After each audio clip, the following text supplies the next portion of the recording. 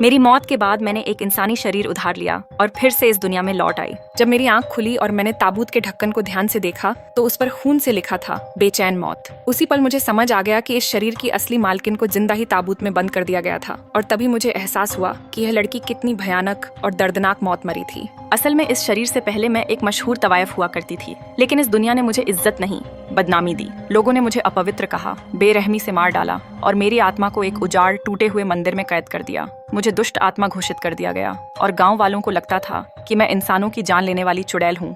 इसलिए डर के मारे सालों तक मैं उसी उजड़े मंदिर में अकेली भटकती रही। फिर एक दिन एक इंसानी लड़की उस मंदिर में आई।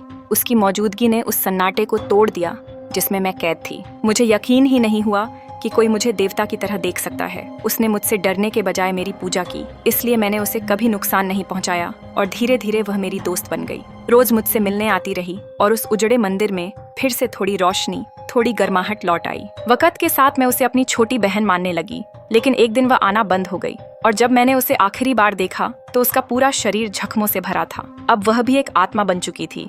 यह देखकर मैं घबरा गई और पूछा, तुम्हारे साथ क्या हुआ? लेकिन वह बस इतना कह सकी, मैं अपनी आत्मा तुम्हें देती हूँ। तभी मुझे समझ आया कि वह हमेशा जानती थी कि मैं कोई देवी नहीं बल्कि एक दुष्ट आत्मा हूँ। फिर भी उसने मुझे देवी की तरह पूजा और जब वह मरने वाली थी तो उसने अपना शरीर बेकार जाने देने के बजाय मुझे सौंप दिया ताकि मैं फिर से इंसानी दुनिया में लौट सकूं। मैंने उसका शरीर लिया और इंसान बनकर वापस आ गई। मेरे लौटने का मकसद सिर्फ एक था, उसकी मौत की सच्चाई जानना। जब लोग जंगल में मुझे खून से सने शरीर के साथ देखते तो डर के मारे भाग जाते। जब मैं ताबूत से बाहर निकली तो मैंने देखा कि ढक्कन पर बेचैन मौत खरोंच कर लिखा हुआ था और अब मुझे पूरा यकीन हो गया था कि उसे जिंदा ही दफनाया गया था। इसी बीच एक सेनापति वहां से गुजर रहा था। उसने मुझे देखा और मेरा हाल देखकर उसकी नजर मुझ पर टिक गई। वह मेरी ओर बढ़ने ही वाला था कि तभी उसके सिपाही ने आकर बताया कि उसकी बहन के बारे में जानकारी मिली है। यह सुनते ही वह भागकर जेल पहुंचा। वहां एक आदमी उसकी बहन को बदचलन कहकर हंस रहा था। यह सुनकर सेनापति गुस्से से पागल हो गया और उसी पल उसे मार डाला। तभी सच्चाई सामने आई। वह आदमी मेरा छोटा भाई था। सालों पहले उसकी जिम्मेदारी मेरे कंधों पर थी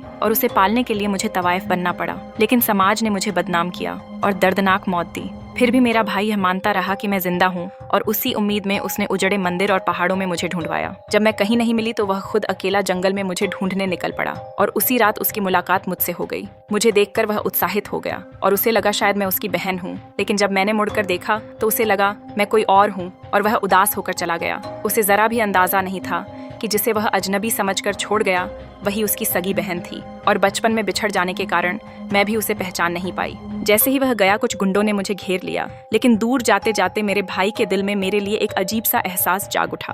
अब यह कहानी कहाँ तक जाएगी, यह अभी लिखा जाना बाकी है।